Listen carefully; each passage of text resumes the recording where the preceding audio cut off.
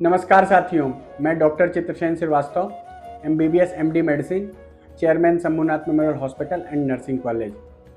तो साथियों, आज हम बात करने जा रहे हैं इस वीडियो के माध्यम से लकवा के बारे में, और लकवा किसे कहते हैं और हमें इसमें क्या खाना चाहिए क्या नहीं खाना चाहिए। इस वीडियो के माध्यम से आज हम ये टॉपिक को कवर करेंगे। तो लकवा यानी कि पैरालिसिस क्या होता है? पैरालिसिस किसी भी कारण से दिमाग, रीढ़ की हड्डी या नसों तक संदेश को पहुंचने में रुकावट आने पर होता है, और इसके कई कारण हो सकते हैं। जो सबसे आम कारण होता है स्ट्रोक, जो दिमाग में खून की नली बंद होने से होता है, जिसको हम इस्चेमिक स्ट्रोक कहते हैं। दूसरा होता है दिमाग में खून का रिसाव होना, जिसको हम हेमोरेजिक स्ट्रोक कहते हैं। अचानक हाथ पैर ना चलना, चेहरे का टेढ़ा होना, आवाज़ में लड़खड़ाहट आना, ये इसके प्रमुख लक्षण होते हैं। दूसरा हम बात करते हैं ब्रेन इंजरी या हेड इंजरी से भी लकवा होने की संभावना होती है। एक्सीडेंट, गिरने या चोट लगने से दिमाग को नुकसान, लकवा हो सकता है।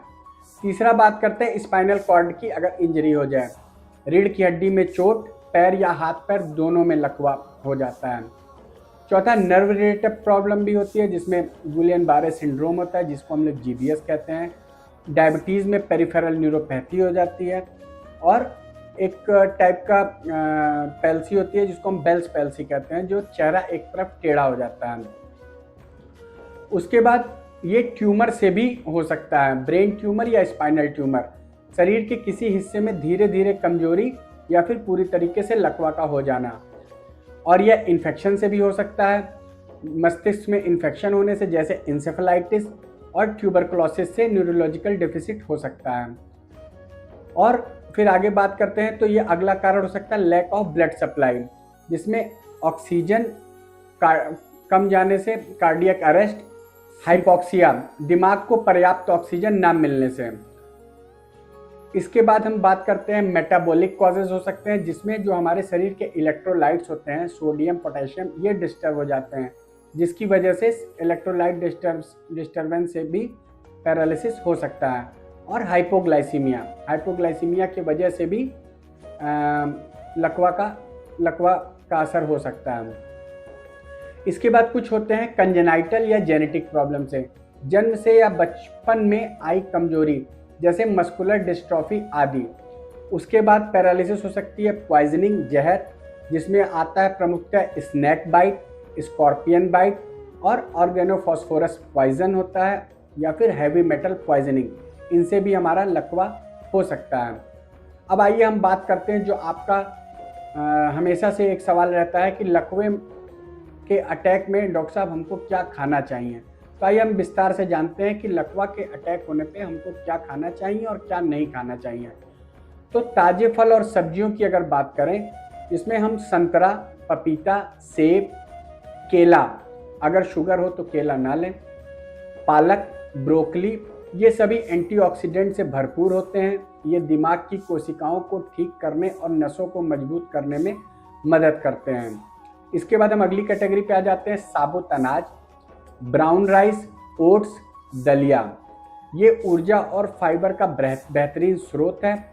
तीसरे पे हम आ जाते हैं जो हेल्दी फैट्स। हमारे हेल्दी फैट्स क्या क्या होते हैं? अलसी के बीज, चिया सीड्स, ऑलिव ऑयल, अखरोट, ये रक्त प्रवाह और दिमागी कार्य में सुधार करते हैं। चौथा हम प्रोटीन पे आ जाते हैं।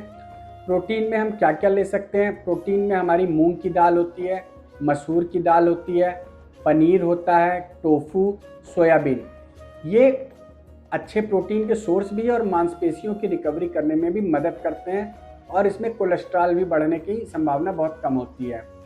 और हमको जो सबसे ज़रूरी है वो पर्याप्त पानी की मात्रा लेना है।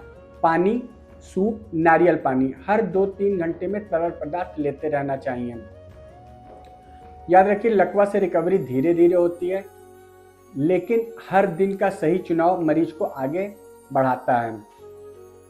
अब आइए बात करते हैं कि लकवा में हमें क्या नहीं खाना चाहिए। सबसे पहले हम बात करते हैं तो तला भुना नहीं खाना चाहिए।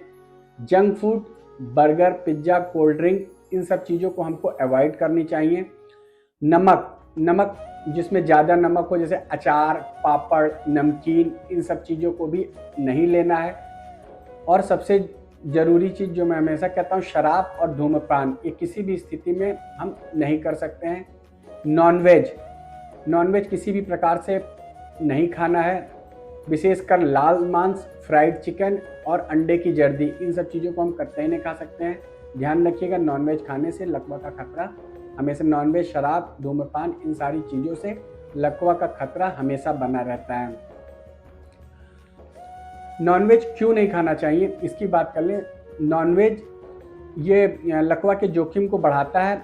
लाल मीट और चिकन की त्वचा में कोलेस्ट्रॉल और संतृप्त वसा बहुत अधिक मात्रा में होते हैं। ये रक्त की नलियों में रुकावट पैदा कर सकते हैं, जिससे दोबारा ब्रेन क्लॉट या ब्लीडिंग का खतरा बढ़ जाता है। इसलिए हमें नॉनवेज नहीं खाना चाहिए। तो ये था हमारी डाइट की सलाह। इसीलिए हम कहते हैं कि प्रोटीन लीजिए, लेकिन शाकाहारी स्रोतों से।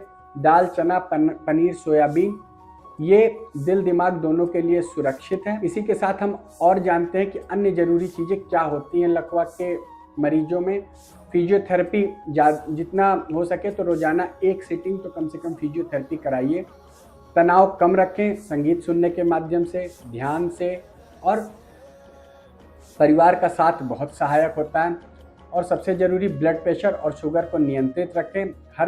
हर भोजन में विटामिन और फाइबर शामिल करें। और जो उनके साथ के परिजन हैं उनसे कहेंगे मरीज को कभी अकेला न महसूस होने दें।